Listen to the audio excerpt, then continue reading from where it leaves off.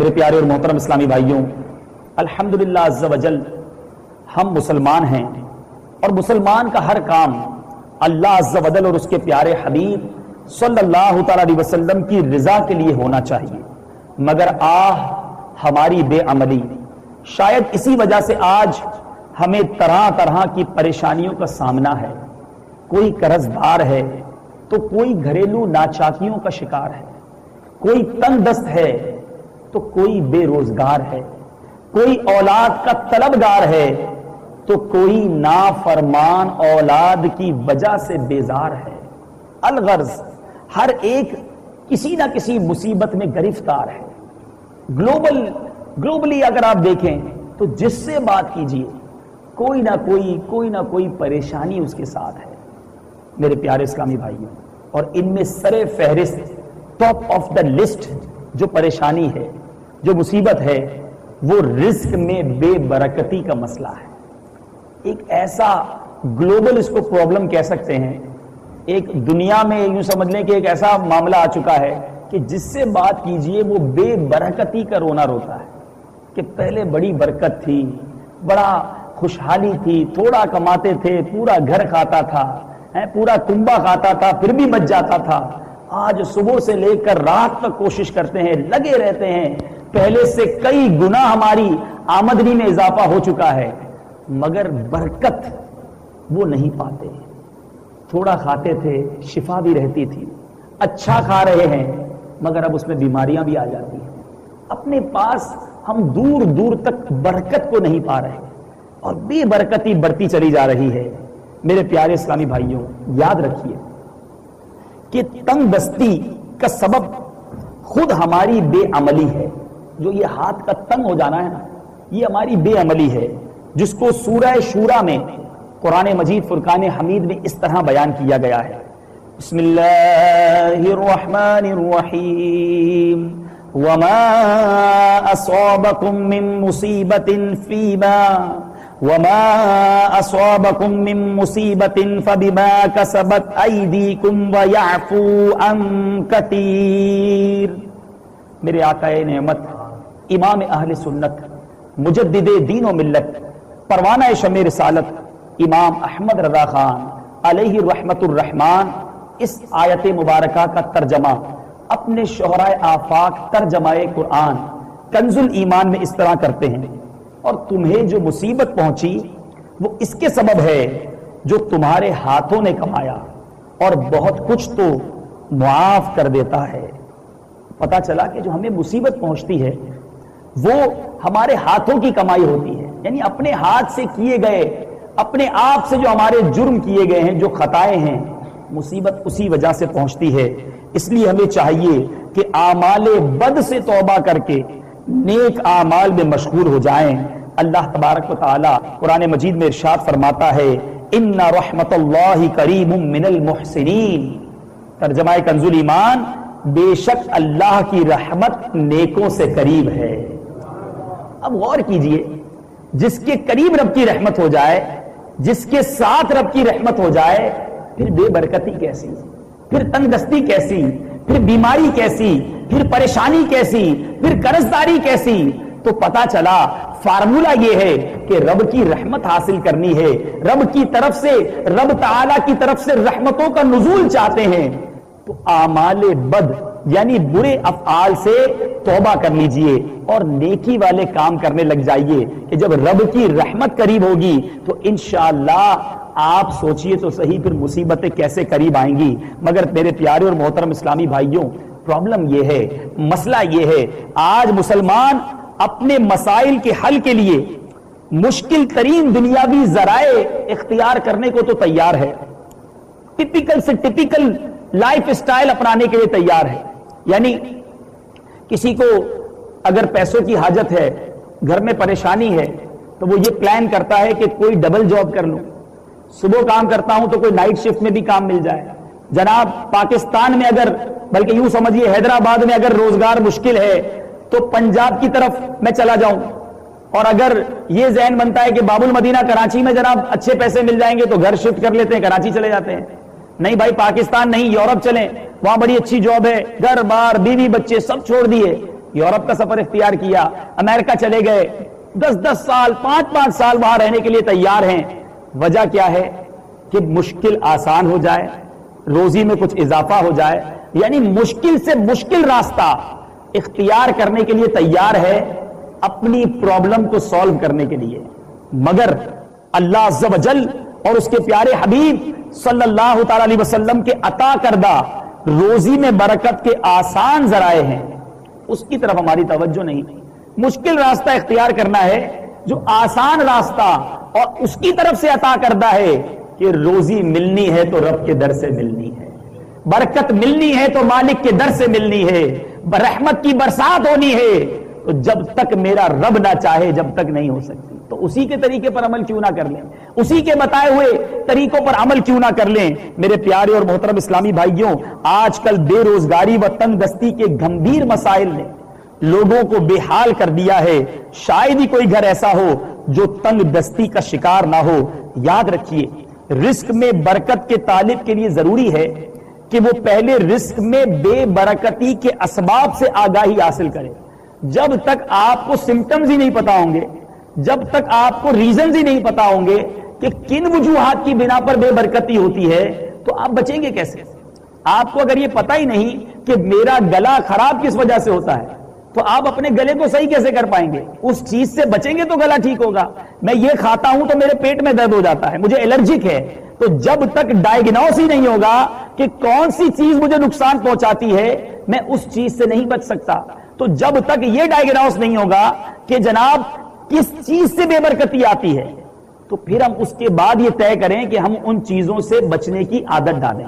آج کے بیان میں انشاءاللہ میں کوشش کروں گا کہ آپ کو بے برکتی اور تنگ دستی کے جو اسباب ہیں, جو ریزنز ہیں, وہ بتاؤں, تاکہ آپ یہاں جو موجود اسلامی بھائی ہیں وہ بھی, اور جو مدنی چینل کے ناظرین ہیں, ان چیزوں سے اپنے آپ کو بچائیں تاکہ اس تنگ دستی اور بے برکتی سے ہماری جان چھوٹ سکے. اول تاخیر ہمارے ساتھ رہیے گا, محبت کے ساتھ درود پاک پڑھ لیجئے, صلو علی الحبیب. میرے پیارے اور محترم اسلامی بھائیوں, امیر اہل سنت بانی دعوت اسلامی کیا خوب فرماتے ہیں کہ رزق میں برکت کے صرف یہ معنی نہ سمجھیں کہ دولت کا انبار لگ جائے, بلکہ کم رزق میں گزارا ہو جانا اور جو مل جائے اس پر قناعت کی سعادت پانا بھی بہت بڑی برکت ہے. اب اس کو اس طرح سمجھیے, ایک شخص ہے, کروڑ پتی ہے, خوبصورت بنگلہ بھی ہے, بڑی کار بھی ہے, بہت سارے امپلائیز بھی ہیں, مگر وہ اپنی دولت سے کوئی فائدہ نہیں اٹھا سکتا, اچھا کھانا نہیں کھا سکتا, اس کو ایسی بیماری لاحق ہو گئی. کروڑوں روپے ہیں مگر رات کو نیند نہیں آتی, ایئر کنڈیشن بیڈ روم ہے مگر بستر پر کروٹ کرتے کرتے رات گزر جاتی ہے. یہ پیسہ بابرکت ہے یا وہ مزدور جو صبح سے شام تک حلال روزی کماتا ہے اور جب شام کو سوتا ہے تو سکون کی نیند سو جاتا ہے, وہ پیسہ بابرکت ہے. تو پتا چلا کہ فقط پیسہ بہت زیادہ ہو جانا یہ برکت نہیں ہے, بلکہ وہ پیسہ آنا جو بندے کی صحت کو اچھا رہے, اس کے اعمال میں برکت کا سبب بنے, اس کے دل میں عبادت کا نور پیدا ہو جائے, وہ پیسہ برکت والا ہے. کسی کے جناب 5 بچے ہیں, اب وہ کہے میرے بچوں میں برکت ہے. مجھے بتائیے 5 بچے ہیں مگر وہ 5 ماں باپ کے نافرمان ہیں, کوئی گنڈا ہے, کوئی ڈاکو ہے, کوئی چور ہے, کوئی محلے میں جناب بڑا بدماش بنا پھرتا ہے, کوئی ایسا بچہ ہے کہ جس کی وجہ سے باپ منہ دکھانے کے قابل نہیں رہا, معاذ اللہ ایسی بیٹی ہے کہ ماں اس کے وجہ سے اپنے آس پاس والوں کو منہ نہیں دکھا سکتی. تو یہ برکت ہے؟ یہ بچے تو کسی کام کے نہیں. ایک بچہ ہو, عالم دین ہو, حافظ قرآن ہو, مغفرت کا ماں باپ کا ذریعہ ہو, والدین کی مغفرت کی دعا کرنے والا ہو, باپ جہاں جائے تو اس بیٹے کی وجہ سے اس کا سر فخر سے بلند ہو جائے. ماں جس محلے میں جائے تو آس پاس کی اسلامی بہنیں اس کی بیٹی کی وجہ سے ماں سے محبت کرنے لگ جائیں. بتائیے یہ بچے برکت والے ہیں, وہ یہ زیادہ بچے برکت والے ہیں. تو برکت کا جو معیار ہے نا, جو پیرامیٹر ہے, وہ کوانٹٹی نہیں ہے. سب سے پہلے یہ کلیریفائی کر لیجئے کہ ہر چیز میں ہم کوانٹٹی پر تولتے ہیں. اور اس کے پاس بہت بڑا بینک بیلنس ہے, وہ جناب بڑی گاڑی میں گھومتا ہے, اس کے جناب اتنے امپلائی ہیں, ارے جا کے پوچھو کتنا پریشان ہے, اس کو دھمکیاں ملی ہوئی ہیں, وہ اس کی جناب بینک کی اوڈی فیل ہونے والی ہے, اس کو رات کو نیند نہیں آتی ہے, جناب اس کی ایک شپمنٹ پھنسی ہوئی ہے، دن رات اسی غم میں گھلتا چلا جا رہا ہے، بیچارے کے گردے فیل ہو گئے، اس کو شوگر کا مرض ہو گیا، ہارٹ اٹیک ہو گیا ہے. تو ہر چیز کو کوانٹٹی میں نہ تولا کریں. رب سے جب بھی مانگیں برکت مانگیں، جب بھی مانگیں عافیت مانگیں، تھوڑا عطا فرمائے مگر اس پہ برکت عطا فرما دے تو یہ کافی ہے. ہمیشہ یاد رکھیں زیادتی جو ہے نا، کسی بھی چیز کی زیادتی بعض اوقات آزمائش لاتی ہے. ہم رب سے اللہ تبارک و تعالیٰ سے اس کی برکت کا سوال کرتے ہیں، عافیت کا سوال کرتے ہیں. مولا کریم ہمیں جتنا عطا فرمائے اس پہ ہمیں قناعت بھی نصیب فرمائے. میرے پیارے اور محترم اسلامی بھائیوں، اب بے برکتی کی ایک وجہ کیا ہے؟ امیر اہل سنت ایک بار فرماتے ہیں کہ آج کل رزق میں بے قدری اور بے حرمتی سے کون سا گھر خالی ہے؟ بنگلے میں رہنے والے ارب پتی سے لے کر جھونپڑی میں رہنے والا مزدور تک رزق کی بے قدری کی بے احتیاطی میں ملوث نظر آتا ہے. شادی میں قسم قسم کے کھانے ہوتے ہیں اور پھر کھانے کے بعد اس کا کیا حال ہوتا ہے، کتنا کھانا ضائع ہوتا ہے. برتن دھوتے وقت گھر میں ہی دیکھ لیں، برتن دھوتے وقت جس طرح سالن کا شوربہ، چاول اور اس کے اجزاء بہا کر معاذ اللہ نالی کی نظر کر دیے جاتے ہیں، ان سے ہم سب واقف ہیں. کاش رزق کی تنگی میں اس عظیم سبب پر ہماری نظر پڑ جائے.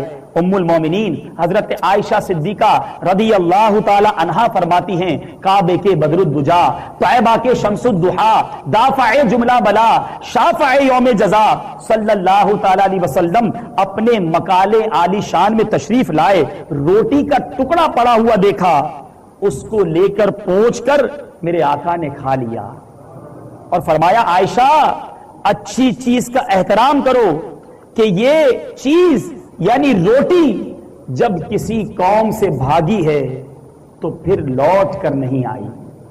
سوچئے ہم میں سے کس کا گھر اس بے حرمتی سے خالی ہے؟ ہم میں سے کس کا گھر جو ہے جہاں پر اناج کی بے حرمتی نہیں ہو رہی؟ کھانا کتنا ضائع ہوتا ہے، کتنا کھانا پھینک دیا جاتا ہے.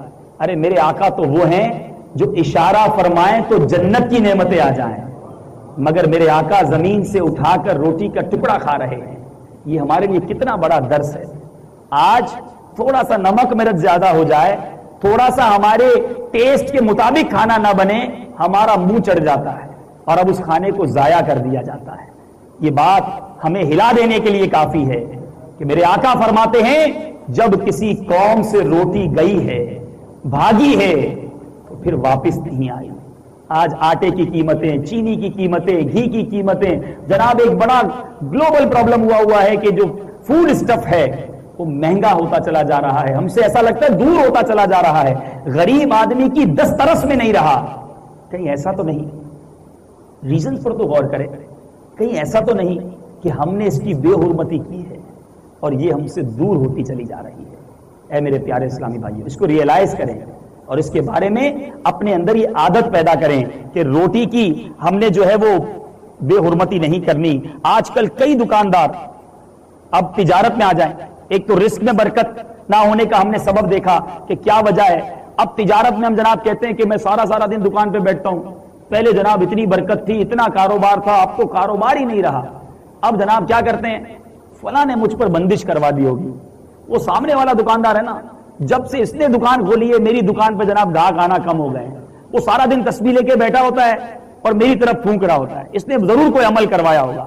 اب جناب تعویذات کا سلسلہ شروع، تو جناب عاملوں کے پاس جا رہے ہیں، بندشیں کھلوا رہے ہیں. میرے پیارے اور محترم اسلامی بھائیوں، ہم احادیث تو پڑھیں، پہلے قرآن تو پڑھیں کہ کس وجہ سے رزق میں برکت ختم ہو جاتی ہے. اگر وہ وجہ نہیں ہے تو پھر دوسری وجہ کی طرف جائیے. مصطفیٰ جان رحمت، شمع بزم ہدایت، نوشائے بزم جنت، پے کرے جود و سخاوت، منبع علم و حکمت، صلی اللہ تعالی علیہ وسلم نے فرمایا تجارت میں قسم کی کثرت سے پرہیز کرو، یہ اگرچہ مال تو بکوا دیتی ہے مگر برکت کو مٹا دیتی ہے. اب مجھے بتائیں کون سا ایسا کاروباری ہے، خاص طور پہ جو سیلز مین ہوتے ہیں، پبلک ڈیلنگ سے جن کا تعلق ہوتا ہے، جن کے دکانوں پہ گاہک آتے ہیں، اتنی قسمیں کھاتے ہیں. اچھا ایک اور بات سوچنے والی ہے، یہ حدیث پاک میں سچی قسم کے بارے میں کہا گیا کہ آپ سچی قسم کھا رہے ہیں کہ جناب میرا مال بہت اچھا ہے، اللہ کی قسم میرے اتنی کی خرید ہے، یہ قسم جناب آپ لے لو، آپ کو بہت فائدہ ہوگا.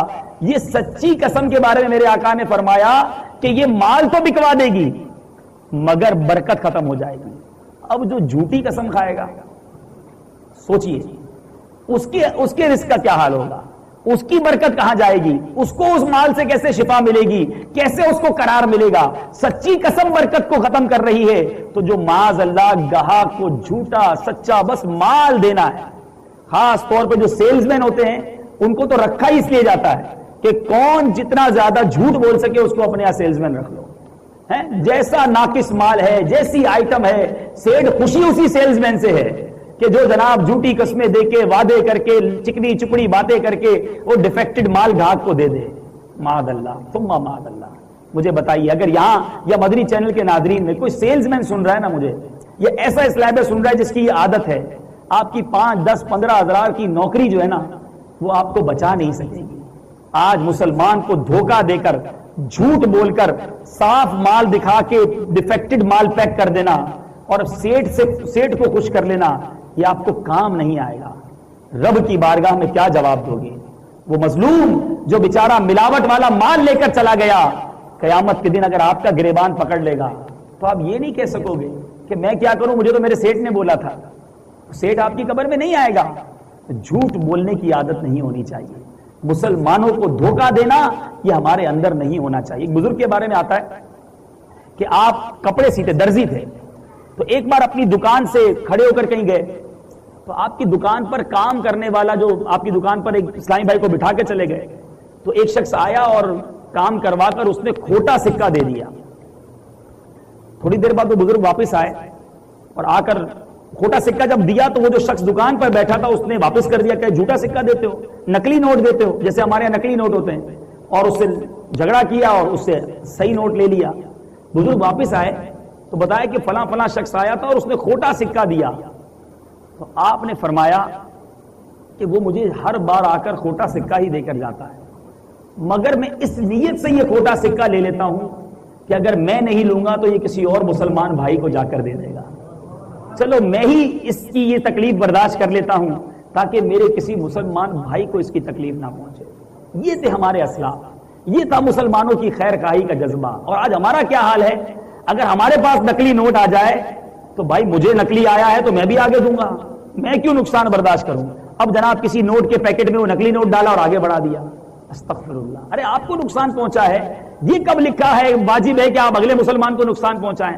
آپ نے اگر بات کرنی ہے تو جہاں سے آیا وہاں بات کیجئے.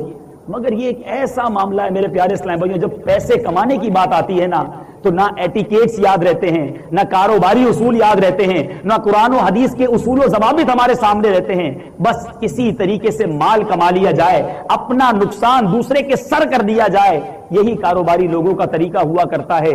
میرے پیارے اسلامی بھائیوں, پھر برکت کہاں سے آئے گی, پھر صحت کہاں سے آئے گی, پھر روزی میں ہمارے وہ حلاوت عبادت کی ہمیں کہاں سے ملے گی اگر اس طریقے سے ہم مال کمائیں گے. میرے پیارے اسلامی بھائیوں, راشن جب گھر میں آتا ہے اس میں بے برکتی کا رونا روتے ہیں کہ اب وہ برکت نہیں رہی, کھانا بڑی جلدی ختم ہو جاتا ہے. یہ یاد رکھیے کہ کیا ہم کھانا کھانے سے پہلے بسم اللہ الرحمن الرحیم پڑھتے ہیں؟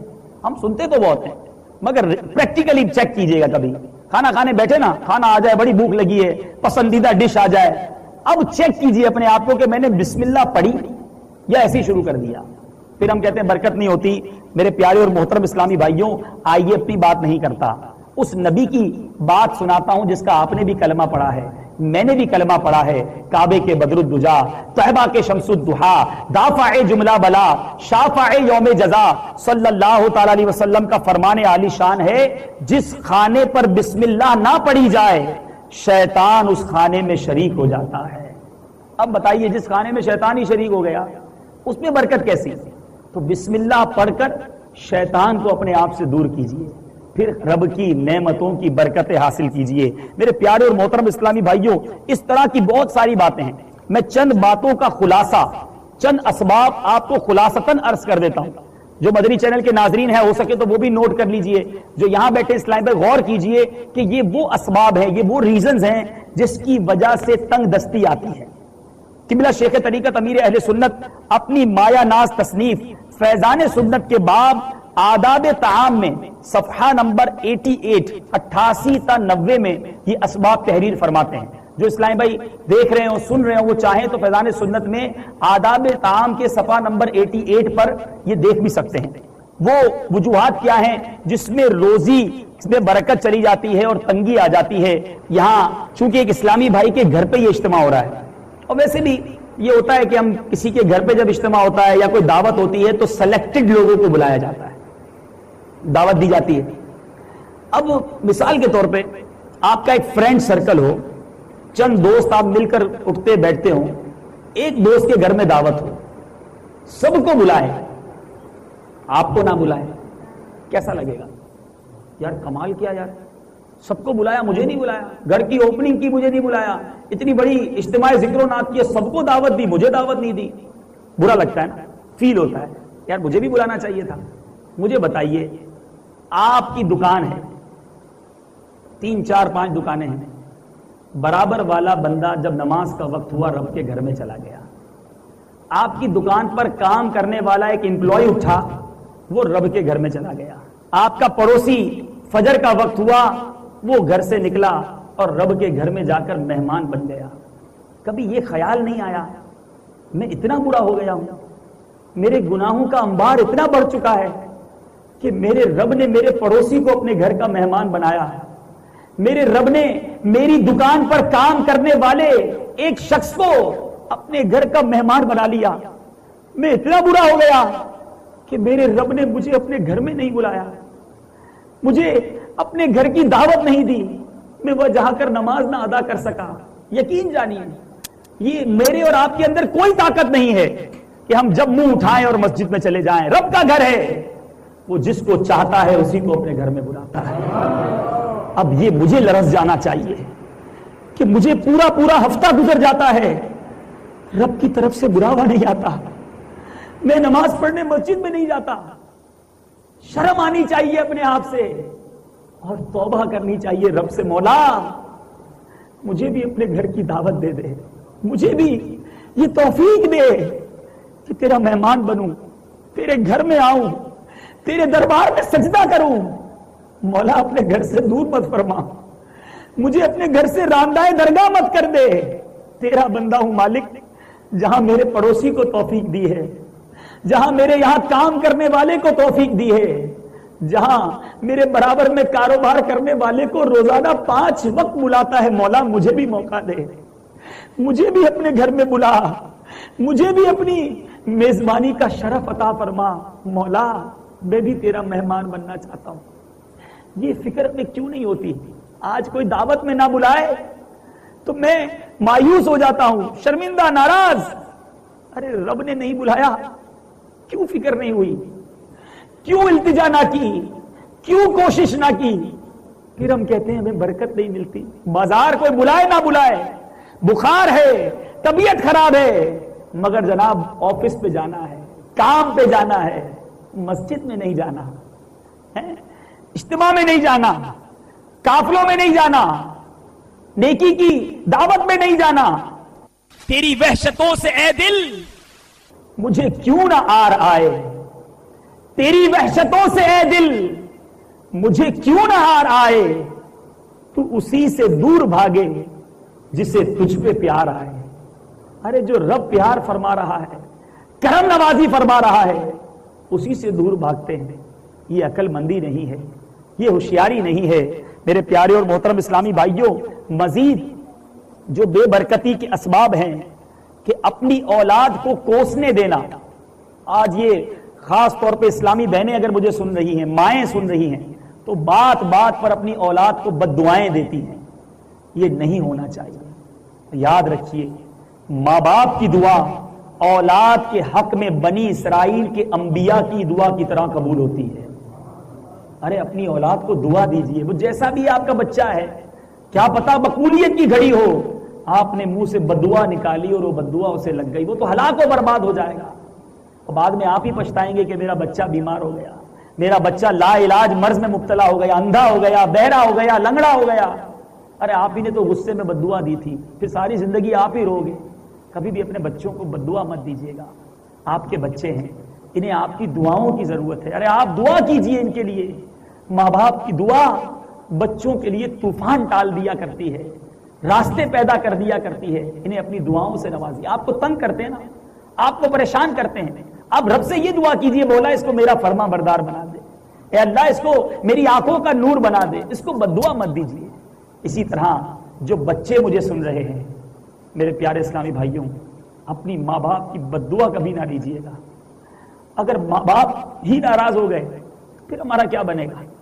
ان کی دعائیں لیجیے، ان کو خوش کیجیے، ان کی خدمت کیجیے، یہی برکت کا سبب ہے. ارے آج یہ دنیا میں ہے نا تو بہت کچھ ہے ہمارے پاس، جب یہ چلے جائیں گے نا پھر احساس ہوگا. حدیث پاک میں آتا ہے کہ جو اپنے والدین کو محبت کی نگاہ سے دیکھتا ہے اس سے حج مبرور کا ثواب عطا ملتا ہے. عرض کیا گیا یا رسول اللہ اگرچہ دن میں 100 بار دیکھے، ارشاد فرمایا اللہ بہت بڑا ہے، 100 بار دیکھے رب تعالی ہر بار حج کا ثواب عطا فرمائے. اتنی بڑی نعمت ہے ہمارے پاس، پھر بھی ماں باپ کو ناراض کریں، پھر بھی ماں باپ کو تنگ کریں. ارے ان کی خوب خدمت کیجیے، اور ماں باپ اپنے بچوں کو بددعا نہ دیں. مزید فرمایا ماں باپ کے لیے دعائے خیر نہ کرنا. حدیث پاک میں نے پڑھی جس کا مفہوم ہے کہ اس بندے کا رزق قطع کر دیا جاتا ہے، کاٹ دیا جاتا ہے جو اپنے ماں باپ کے لیے دعا نہیں کرتا. اب مجھے کہا گیا ہے کہ یہاں چونکہ میمن کمیونٹی زیادہ رہتی ہے تو کچھ میمنی زبان میں بھی گفتگو کی جائے. مدری چینل میں بھی دنیا بھر میں کئی مقامات پر میمن رہتے ہیں. تو پرابلم یہ ہے کہ پانچے متے کو میک اپ چڑھے لو ہے، پانچ جڑے دینی ماحول میں ہوتا ہے تو دینی بنی ہوتا ہے اڑا جناب سنت بھی عمل تھے تو دسترخوان جو بھی صفائی جو خیال اچھے تو سنت کے مطابق کھین جی بھی عادت کروتا ہے. لیکن جڑے پا کوئی بڑی دعوت میں پجی ہوتا ہے تو پانچ اسٹائل ہی تبدیل تھی تو ہیں بھائی اڑا ایٹیکیٹ سی بھی آئیں، اڑا جناب چاقو بھی ہاتھ میں اچھی ہونے تو کانٹو بھی ہاتھ میں اچھی ہونے تو پچھے اسٹائل بھی اچھی ہونے تو پچھے کھیلو بھی چھڈنو ضروری ہے، پچھے جناب ڈرنکس بھی تھوڑی چھڈنی ہے، پلیٹ بھی پوری صاف کرنا ہے تو لوگ کرو چونا ایڈو نکتو اچھی بھی ہے، کھین جی اتری ان کے ہرس ہے.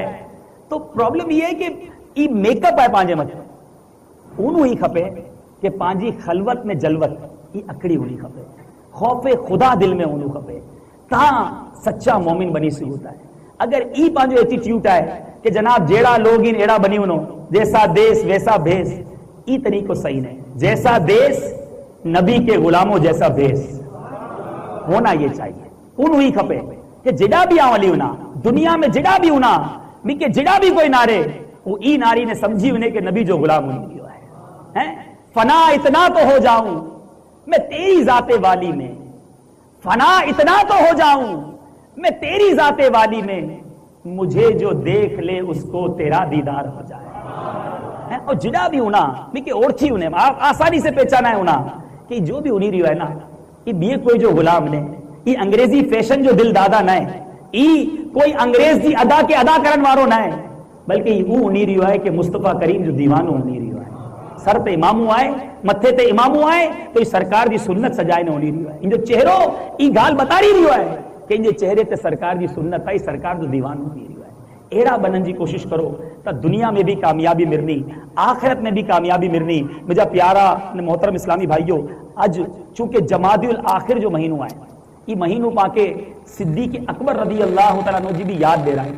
صدیق اکبر رضی اللہ تعالیٰ عنہ جی پاکرو شان بیان کروں نہ پانچے اندر وہ اوقات ہے نہ پانچے بٹے وہ الفاظ ہی کہ ان یار جی سرکار علیہ الصلوۃ والسلام جی اکھییں جے تارے جی گال کروں کہ سرکار دو عالم صلی اللہ تعالی علیہ وسلم جے ساتھ زندگی میں بھی ریا، ہجرت مدینہ جے وقت بھی ریا، غار سور میں بھی ریا نے اج بھی سرکار علیہ الصلوۃ والسلام جے مزار پر انوار میں سرکار کے ساتھ موجود ہیں. الحمدللہ اج بھی دنیا بھر سے کروڑوں مسلمان جڑے بھی سنہری جالیت حاضری دینا جدا مصطفیٰ کریم علیہ الصلوۃ والسلام کے دربار میں سلام پیش کرنا، صدیق اکبر رضی اللہ تعالیٰ عنہ جی تربت اطہر پہ بھی سلام پیش کرن جی سعادت حاصل کرنا، ایڑی محبت ایڑی سرکار علیہ الصلوۃ والسلام دی رفاقت انہیں کے نصیب تھی. اے صدیق اکبر کے چاہنے والوں، آئیے صدیق اکبر کی سخاوت کے بارے میں سنتے ہیں. اللہ اکبر. ایک بار صدیق اکبر رضی اللہ تعالیٰ عنہ کے پاس 40,000 دینار تھے، 40,000 دینار تھے.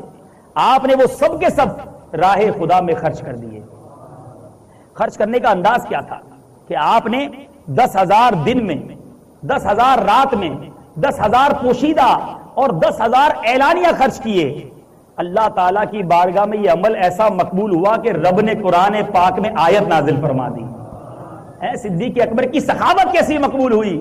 قرآن مجید میں ارشاد ہوتا ہے الذین ينفقون اموالهم باللیل والنہار سرا وعلانیۃ فلہم اجرہم عند ربہم ولا خوف علیہم ولا هم يحزنون۔ ترجمہ کنز ایمان، وہ جو اپنے مال خیرات کرتے ہیں رات میں اور دن میں، چھپے اور ظاہر، ان کے لیے ان کا نیک یعنی انعام اور حصہ ہے ان کے رب کے پاس، ان کو نہ کچھ اندیشہ ہے نہ کچھ غم۔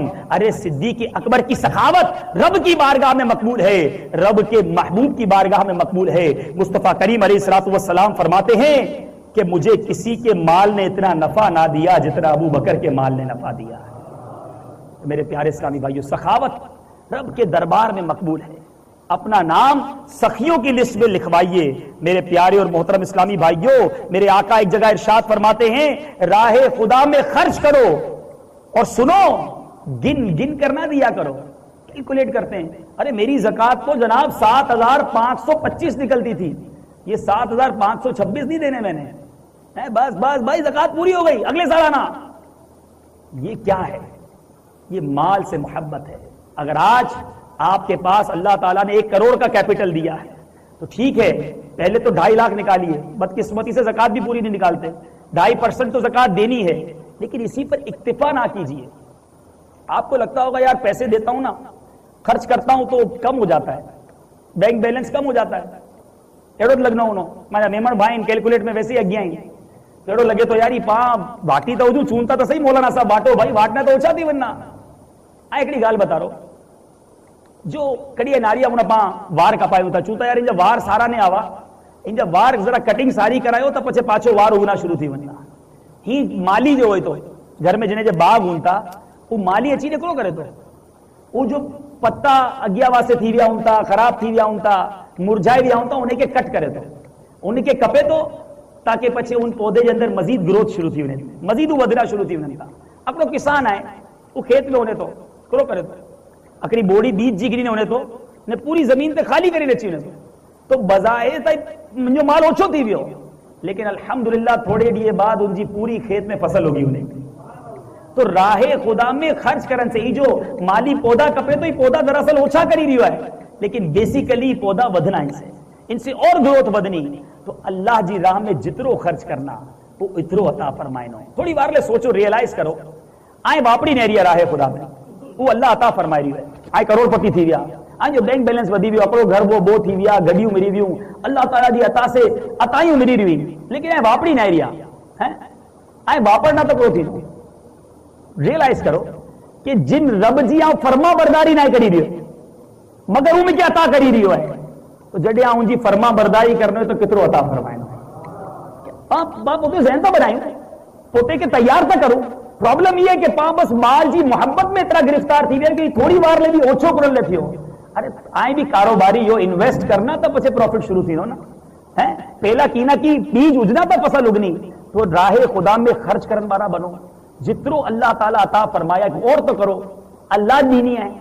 ٹھیک ہے اللہ توفیق دیے تو کہ دیکھی جی راہ میں خرچ کرو ان جی توفیق سے پا خرچ کرو تو اللہ جی نام بھی عطا فرمائے جنت میں محل بھی عطا فرمائے تو آخرت میں انعامات بھی عطا فرمائے تو کترو کریم ہے مالک کریم نے پایوں کے پانچوں دل دتو والے پوتے جے مال کے خرچ کرو پچھے پاچھو تے برکت نہ جناب تنگ دستی آئے گھر میں بیماری آئے ارے فرشتوں دعا کرے تو کہ یا اللہ بخیل کے برباد کری دے تو جو کنجوس ہے وہ برباد تھی نو پوتے جے مال متے ایڑا لوگ ان کا کہ ناد ولی نے وہی رہتا پوتے بچے متے بھی رہتا واپرن پوتے جے متے بھی رہتا واپرن بس کیلکولیٹ کرنا ہے بینک بیلنس سوچو نہ تھی ونے یہ مال پورے کمزور کبھی سوچا کہ جنت کیسی ہے رب نے جنت اپنے نیک بندوں کے لیے کیسی تیار کی ہے اللہ تبارک و تعالی کی جنت کا بیان سنتے چلے جائیے اور رب عز و جل کی رحمت بھری جنت کی چاہت میں بےتاب ہو جائیے اور اسے پانے کی جد و جہد تیز تر کر دیجئے چنانچہ لکھا ہے اگر جنت کی کوئی ناخن بھر چیز دنیا میں ظاہر ہو جائے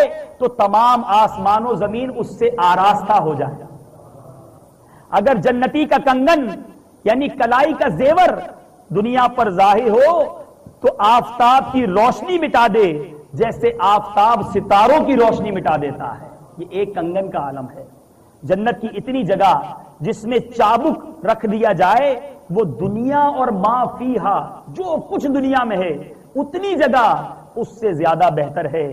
جنت کی دیواریں سونے اور چاندی اور اینٹوں اور مشک کے گارے سے بنی ہیں. جنتیوں کو جنت میں ہر قسم کے لذیذ سے لذیذ کھانے ملیں گے، جو چاہیں گے فوراً ان کے سامنے موجود ہوگا. اگر کسی پرند کو دیکھ کر اس کے گوشت کو کھانے کا جی ہوگا تو اسی وقت وہ پرندہ بھنا ہوا اس کے پاس آ جائے گا. اگر پانی وغیرہ کی خواہش ہوگی تو اٹھ کر پینا نہیں ہوگا، بلکہ خود بخود کوزے سامنے آئیں گے. جتنا پانی پینا ہوگا ٹھیک اسی اندازے کے مطابق وہ اس میں بھرا ہوا ہوگا. میرے پیارے اور محترم اسلامی بھائیوں، اور نہ صرف ان کوزوں میں پانی ہوگا بلکہ دودھ، شراب، شہد اس میں ہوگی، اور جتنا پینا ہوگا اس سے نہ ایک قطرہ زیادہ نہ ایک قطرہ کم ہوگا.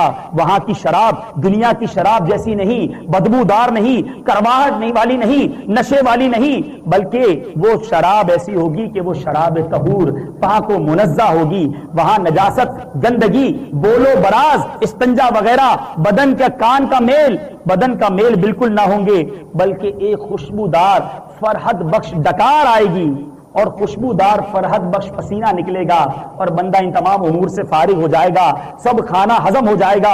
میرے پیارے اور محترم اسلامی بھائیوں، کم سے کم آج بڑا کسی امیر کو دیکھتے ہیں نا، یار اس کے تو کتنے نوکر ہیں، اس کے تو گھر میں بھی نوکر ہیں، آفس میں بھی نوکر ہے، ڈرائیور بھی ہے اس کے پاس، باورچی بھی ہے، اتنے سارے اس کے خادم ہیں. غور کیجئے، یا اس کی حسرت کر لیجئے یا جنتی کی حسرت کیجئے.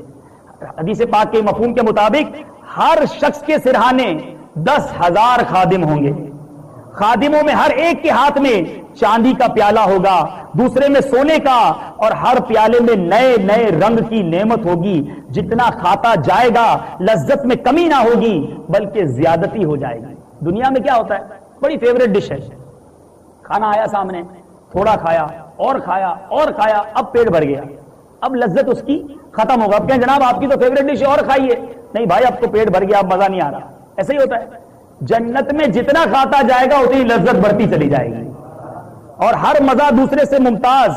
اور میرے پیارے اور محترم اسلامی بھائیوں، جنتیوں کے لباس کیسے ہوں گے؟ آج سنتوں بھرا لباس پہن لیجئے، آج آقا کی سنت پر عمل کر لیجئے، پھر کیسا لباس ہوگا. دل چاہتا ہے یار وہ کتنا خوبصورت لباس پہنے ہوئے ہیں جناب، وہ فلاں کمپنی کی پینٹ پہنتا ہے، وہ فلاں جناب برانڈڈ شرٹ پہنتا ہے، وہ جناب اس کو دیکھو برانڈڈ واچ پہنتا ہے، برانڈڈ شوز پہنتا ہے، بڑے جناب ڈریسنگ بڑی اچھی کرتا ہے. جی چاہتا ہوگا کہ یار ہمیں بھی اللہ نے دیا ہے، ہم کیوں سارا کپڑے پہنے، ہم کیوں امامہ پہنے، ہم کیوں یہ سفید لباس ہی پہنے، اتنے پیسے ہمارے پاس، ہم کیوں جناب رنگین کپڑے نہ پہنے. اس کو دیکھو وہ کلی والے کرتے ہو جناب، یہ ڈیزائننگ اور یہ سب چیزیں، یعنی جی تو چاہتا ہے انسان کا.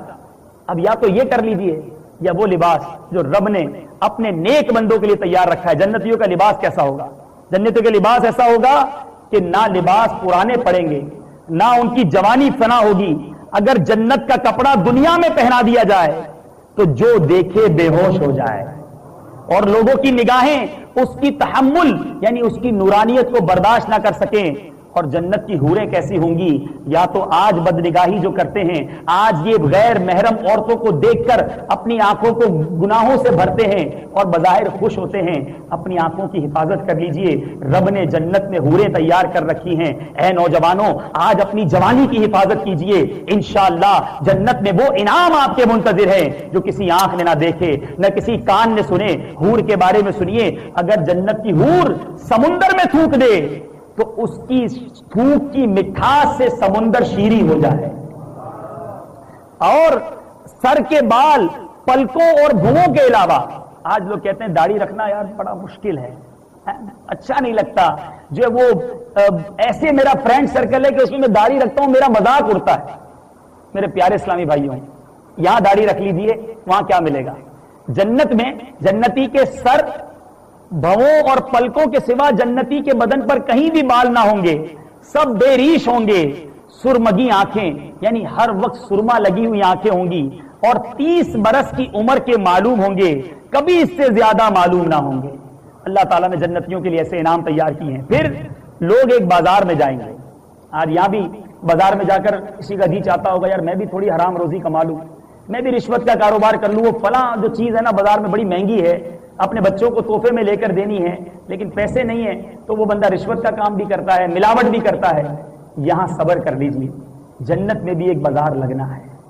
اور وہ بازار کیسا ہوگا؟ سنیے، جنت میں ایک بازار لگے گا جسے ملائکہ گھیرے ہوئے ہوں گے، اس میں وہ چیزیں ہوں گی کہ جس کو کسی آنکھوں نے پہلے دیکھا نہ ہوگا، نہ کسی کانوں نے سنا ہوگا، بلکہ دل پر بھی کبھی گمان نہ گزرا ہوگا۔ ایسی آئٹمز اس بازار میں ہوں گی، اور اس میں جو چیز چاہیں گے بغیر قیمت کے ان کے ساتھ کر دی جائے گی۔ جنت کی اس بازار میں آپس میں ملیں گے۔ اب جو چھوٹے درجے میں ہوں گے جنت کے، وہ جب سامنے والے کو دیکھیں گے تو اس کا لباس پسند آئے گا کہ کتنا اچھا لباس پہنا ہے، تو وہاں غم تو ہے نہیں کہ یار فلاں کا لباس اتنا اچھا ہے، میرا لباس کیوں کم ہے، وہ تو اعلیٰ درجے کا جنتی ہے۔ تو جیسے ہی کسی کا لباس پسند آئے گا ان کے جسم پر بھی ویسا ہی لباس ہو جائے گا، کہ جنت میں غم نہیں، جنت میں فقط خوشیاں ہیں۔ ہو نظر کرم بہر ضیا سوئے گناہگار، جنت میں پڑوسی ہمیں آقا کا بنا دے۔ سوچئے میرے پیارے اسلامی بھائیوں، اگر ریس کرنے والی کوئی چیز ہے نا، اگر رشک کرنے والی کوئی چیز ہے، اگر تڑپ پیدا کرنے والی کوئی چیز ہے، زندگی کا ایم بنانے والی کوئی چیز ہے، کچھ لوگ ایم بناتے ہیں، مجھے جناب بڑھتے بڑھتے بڑھتے یہاں تک پہنچنا ہے، مجھے اپنی اسٹڈیز کے لیے یو کے جانا ہے، مجھے جناب اپنے بنگلے کو بڑا کرنا ہے، مجھے اپنے فیوچر کو یہاں تک لے جانا ہے، اپنی فیکٹری کو اتنا وسیع کرنا ہے، اپنے کاروبار کو اتنا وائڈ کرنا ہے۔ یہ ایمز بنائے جاتے ہیں۔ قسم سے اگر ایم بنانے کے لیے کوئی چیز ہے نا تو وہ جنت ہے۔ یہ ایم بنا لیجئے، یہ ہدف بنا لیجئے کہ انشاءاللہ نیکیاں کرتے کرتے رب کی رحمت سے مجھے جنت میں داخل ہونا ہے۔ خدا کی قسم، جو جنت میں نہ گیا نا، پھر کوئی دوسرا آپشن نہیں ہے کہ جو جنت میں نہ گیا وہ کسی چھوٹے درجے میں پڑا ہوگا۔ جو جنت میں نہ گیا پھر وہ جہنم میں جائے گا، اور جس کا عذاب ہم میں سے کوئی نہیں سہ سکتا۔ روایتوں میں آتا ہے جہنمی کا جو سب سے ادنا عذاب ہے وہ یہ ہے کہ اس کو آگ کے جوتے پہنا دیے جائیں گے، اور جس کے سبب اس کا دماغ ہنڈیا کی طرح کھولتا ہو، اور وہ سمجھے گا کہ میں ہی ہوں جسے جہنم کا سب سے بڑا عذاب دیا جا رہا ہے۔ ایک طرف تو ایسے انعامات ہیں، دوسری طرف ایسے عذاب تیار ہیں۔ ڈیسائیڈ آپ نے کرنا ہے، ڈیسائیڈ مجھے کرنا ہے کہ کہاں جانا ہے۔ یا تو دنیا کی رنگینیوں میں غرق ہو جائیں، یا تو دنیا کی عیش کوشیوں میں ہم تیار ہو جائیں۔ ہم یہ کیوں نہیں دیکھتے کہ میرا بھائی ایک ہے، وہ نمازوں کا پابند بن گیا ہے اور جنت کی طرف آگے بڑھتا چلا جا رہا ہے۔ ایک اسلامی بھائی جو ہے اس نے چہرے پر داڑھی سجا لی، سر پر امامہ پہن لیا، تہجد گزار بن گیا۔ ارے یہ تو جنت کی طرف تیزی سے بڑھ رہا ہے، مجھے اپنے برابر والے بنگلے والا تو نظر آتا ہے مگر اپنے محلے کا نمازی کیوں نظر نہیں آتا؟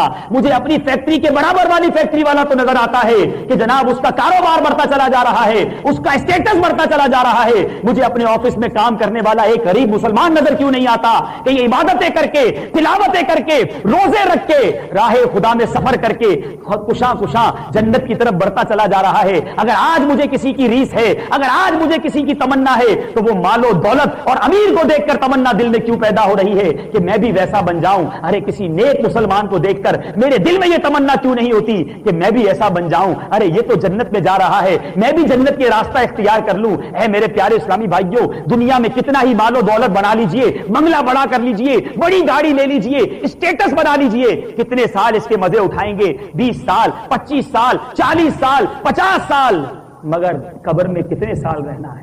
کبھی غور کیا؟ اپنی آخرت کو بہتر بنانے کی فکر کیجئے۔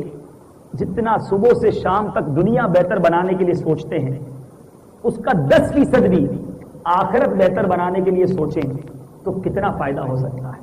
اللہ تعالیٰ نے اگر ہمیں مال دیا ہے اس کی راہ میں خرچ کیجئے، وقت اس کی راہ میں خرچ کیجئے۔ اللہ تعالیٰ نے صحت دی ہے، اپنے آپ کو نیکی کے کاموں میں صرف کیجئے، وہ مالک آپ کے رزق میں برکت عطا فرمائے گا، آپ کے گھر میں برکت عطا فرمائے گا، آپ کی اولاد میں برکت عطا فرمائے گا، آپ کے وقت میں برکت عطا فرمائے گا۔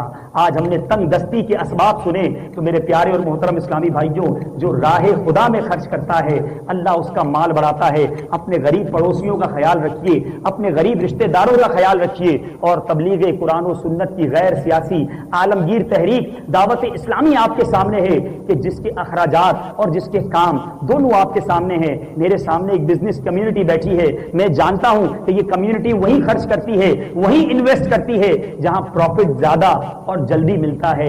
دعوت اسلامی جیسی انویسٹمنٹ آپ کہیں نہیں پا سکتے کہ آپ کے سامنے آپ کی انویسٹمنٹ ہے, آپ کے سامنے آپ کا پروفٹ ہے کہ کس تیزی کے ساتھ یہ تحریک نہ صرف پاکستان بلکہ دنیا کے 72 سے زائد ممالک کے سینکڑوں شہروں میں اپنا پیغام پہنچا چکی ہے. کفار مسلمان ہو رہے ہیں, بے نمازی نمازی بن رہے ہیں, شرابی شراب چھوڑ رہے ہیں, ماں باپ کے نافرمان ماں باپ کے فرما بردار بن رہے ہیں, بے پردہ پھرنے والی اسلامی بہنیں با پردہ بن رہی ہیں. وہ بچے جو ماں باپ کو ستاتے تھے آج ماں باپ کے ہاتھ چومنے والے بن چکے ہیں. وہ شخص جو کبھی جمعے کی نماز بھی نہیں پڑھتا تھا آج مسجدوں کا امام بن چکا ہے. وہ مسلمان جو گلی سے گزرتا تھا تو لوگ اسے حقارت کی نگاہ سے دیکھتے تھے, آج وہی مسلمان لوگوں کو نماز فجر کے لیے اٹھانے والا بن چکا ہے. یہ انقلاب آپ کے سامنے ہے, یہ تبدیلی آپ کے سامنے ہے. یہ آپ دنیا بھر میں مدنی چینل پر دیکھ رہے ہوں گے کہ کس طرح دنیا بھر میں دعوت اسلامی اپنے پیغام کو لے کر چل رہی ہے. مگر میرے پیارے اسلامی بھائیوں, اتنے بڑے سسٹم کو چلانے کے لیے, اتنے بڑے کام کو چلانے کے لیے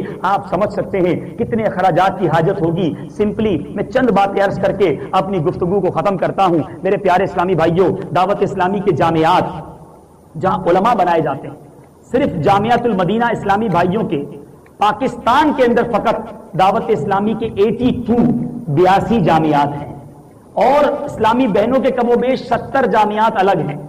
اور الحمدللہ اس کے ساتھ ساتھ انڈیا کے اندر, ساؤتھ افریقہ کے اندر اور انگلینڈ کے اندر بھی دعوت اسلامی کے جامعۃ المدینہ قائم ہے. صرف جامعۃ المدینہ ایک شعبے کو چلانے کے لیے دعوت اسلامی کو سالانہ 12 کروڑ روپے کم و بیش کی حاجت ہوتی ہے. صرف ایک شعبہ. دعوت اسلامی مور دین 41 ڈپارٹمنٹس میں 41 سے زیادہ شعبوں میں کام کر رہی ہے. اب آئیے مدرسۃ المدینہ, ننے مننے مدنی مننے, کم و بیش 63,000 مدنی مننے اور مدنی منیاں دعوت اسلامی کے تحت قرآن پاک کی تعلیم حاصل کر رہے ہیں, اور اس پر دعوت اسلامی کا ایئرلی آلموسٹ 12 کروڑ روپے خرچ ہے. تیسرا شعبہ لے لیجیے جس پر آپ یہ سلسلہ دیکھ رہے ہوں گے, مدنی چینل, جس نے گھر گھر میں دھوم مچائی ہے. یہ ایک مدنی چینل کو ہم نے پوری دنیا میں پہنچانے کے لیے اپروکسیمیٹلی اندازاً ماہانہ 2 کروڑ روپے اس کا خرچہ ہے. منتھلی ہم کوئی ایڈورٹائز نہیں دیتے, یہ آپ دیکھ رہے ہیں. ایئرلی ڈبل 12 کروڑ روپے یہ ہو گئے. صرف 3 شعبوں کو کیلکولیٹ کر لیں تو اندازاً 50 کروڑ روپے سالانہ ہو گئے. 41 ڈپارٹمنٹس ہیں. بہت دیر لگے گی اگر میں سارے شعبوں کی ڈیفینیشنز آپ کو بتاؤں. اب آپ بتائیے کہ اتنے سارے اخراجات ہم کہاں سے پورے کریں, اور ہم نے تو ابھی اور آگے بڑھنا ہے. دعوت اسلامی کا کام اور آگے جائے گا. تو اب آپ کے سامنے یہ کام ہے کہ آپ کا پیسہ کسی کی تقدیر بدل سکتا ہے, کسی بے نمازی کو نمازی بنا سکتا ہے, کسی غیر مسلم کو مسلم بنا سکتا ہے, کسی غیر عالم کو عالم بنا سکتا ہے. آگے بڑھیے, دعوت اسلامی کے ساتھ دل کھول کر تعاون کیجیے. نہ صرف زکوٰۃ بلکہ زکوٰۃ سے آگے بڑھ کے اپنے صدقات دعوت اسلامی کو دیجیے. انشاءاللہ آپ کا دیا ہوا رائے گا نہیں جائے گا. کیا معلوم ہم تو عالم نہ بن سکے, اپنے بچوں کو عالم نہ بنا سکے, مگر قیامت کے دن ہم محشر کے میدان میں کھڑے ہوں, علماء سے یہ کہا جائے گا کہ جو علماء ہیں وہ رک جائیں اور اپنے متعلقین کی شفاعت کر کے انہیں بھی جنت میں لے جائیں. کوئی جامعۃ المدینہ کا طالب علم ہمارا ہاتھ پکڑ لے کہ حضور آپ نے رقم دی تھی, آپ کی وجہ سے میں عالم بن گیا, آئیے آپ کو اپنے ساتھ جنت میں لے جاتا ہوں. کیا معلوم کہ ہمارا پیسہ کہاں خرچ ہو جائے. تو یہ موقع رب نے دیا ہے, دنیا میں تھوڑے دن رہنا ہے. دعوت اسلامی کا ساتھ دیجیے, اس کے ساتھ تعاون کیجیے. مدنی چینل کے ناظرین بھی دنیا بھر میں جہاں دیکھ رہے ہوں وہ بھی دعوت اسلامی کے ساتھ دل کھول کر عطیات ملائیے. اب آپ کے سامنے اسکرین پر دعوت اسلامی کے اکاؤنٹ نمبرز آئیں گے. دنیا بھر میں آپ جہاں کہیں ہوں ان اکاؤنٹ نمبرز میں عطیات جمع کرائیں. اللہ تبارک و تعالی ہم سب سے تنگ دستی کے اسباب کو دور فرمائے. اللہ تبارک و تعالی سے دعا ہے کہ مالک کریم بے برکتی کو ہم سے دور فرمائے, برکت نصیب فرمائے. میرے پیارے اسلامی بھائیوں, یہ دعوت اسلامی کے ماحول کی بہاریں ہیں. آپ سے گزارش کروں گا کہ آپ بھی اپنے آپ کو اگر مزید نیکیوں کی طرف گامزد کرنا چاہتے ہیں دعوت اسلامی کے اجتماعات میں شرکت کیجیے, مدنی قافلوں میں سفر کیجیے. نیت کر لیجیے کہ انشاءاللہ روزانہ مدنی انعامات پر عمل کریں گے اور ہر مہینے مدنی قافلوں میں سفر کریں گے. اور اگر خدا نہ خواستہ نمازوں میں سستی ہے, میں نے جو بات کی ہے نا وہ بھولیے گا مت کہ مجھے رب نہیں بلا رہا, میں اس کا مہمان نہیں بن رہا. ایسے مت بنیے کہ رب اپنے گھر سے روک لے, ایسے بنیے کہ روزانہ رب کے مہمان بنیے. ارے جس کے مہمان ہوں گے نا آج ہمارے گھر میں کوئی مہمان آتا ہے، آج ہم یہاں مہمان ہیں نا، میزبان کی یہ خواہش ہوگی کہ کوئی ناراض ہو کر نہ جائے، ہیں سب خوش ہو کر جائیں۔ ارے 5 ٹائم رب کے مہمان بن جاؤ گے پھر مشکلیں کیسے رہیں گی؟ انشاءاللہ وہ کریم اپنے در سے ہماری مصیبتوں کو دور فرما دے گا۔ اپنے گھر سے جب لوٹائے گا تو دامن بھر کے لوٹائے گا۔ جب غریب امیر کے گھر جاتا ہے نا، بادشاہ کے دربار میں جاتا ہے، تو یہ بڑوں کی عادت ہوتی ہے کہ مہمان کو خالی ہاتھ نہیں لوٹاتے، تحائف دے کر لوٹاتے۔ تو رب کے مہمان بنیں گے اور وہ خالی ہاتھ لوٹائے، یہ ممکن نہیں۔ آپ جائیے تو صحیح، سر تو جھکائیے، نماز تو پڑھیے، عبادت تو کیجئے، تلاوت تو کیجئے، اجتماع میں شرکت کیجئے، مسجد میں ٹائم گزاریے، پھر دیکھیے کیسی عطائیں ہوتی ہیں۔ مالک کریم کے دربار میں دعا ہے کہ ہم سب کو مسجدوں سے محبت عطا فرمائے، دعوت اسلامی کے مدنی ماحول اور امیر اہل سنت کی غلامی پر استقامت نصیب فرمائے، آمین بجاہ النبی الامین صلی اللہ تعالی علیہ وسلم۔ برائے عطیات صدقات نافلہ، بینک کا نام مسلم کمرشل بینک، اکاؤنٹ دعوت اسلامی، اکاؤنٹ نمبر 100026 بینک کی برانچ کا نام cloth market branch, Karachi, Pakistan, branch کا کوڈ نمبر 0063۔ برائے عطیات صدقات واجبہ اور زکوٰۃ، بینک کا نام مسلم کمرشل بینک، اکاؤنٹ ٹائٹل دعوت اسلامی، اکاؤنٹ کا نمبر 10000260، بینک کی برانچ کا نام cloth market branch, Karachi, Pakistan, branch کا code number 0063۔ For donations, Sadaqah Wajibah and Zakat, bank name MCB Muslim Commercial Bank, account title Dawat Islami, account number 100260, branch Cloth Market Branch, Karachi, Pakistan, branch code 0063. For donations, Zakat, bank name First National Bank, account title Dawat Islami International, account number 621713231109, branch Fordsburg, Johannesburg, South Africa, branch code 252505, Swift code FIRNZAJJ760.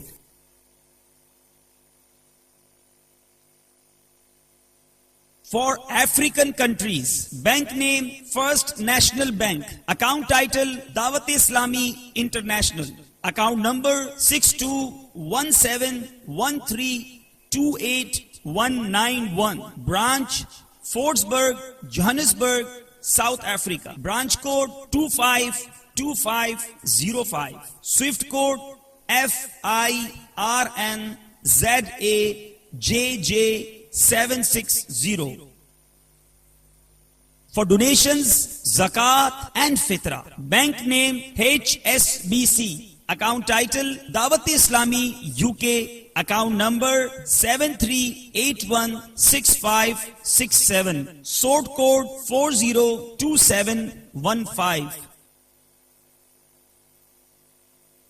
For donations, Sadaqate Nafila, bank name HSBC, account title Dawat Islami UK, account number 34160576, sort code 402715. صلو علی الحبیب صلی اللہ تعالی علی محمد. مجھے اپنی اور ساری دنیا کے لوگوں کی اصلاح کی کوشش کرنی ہے انشاءاللہ.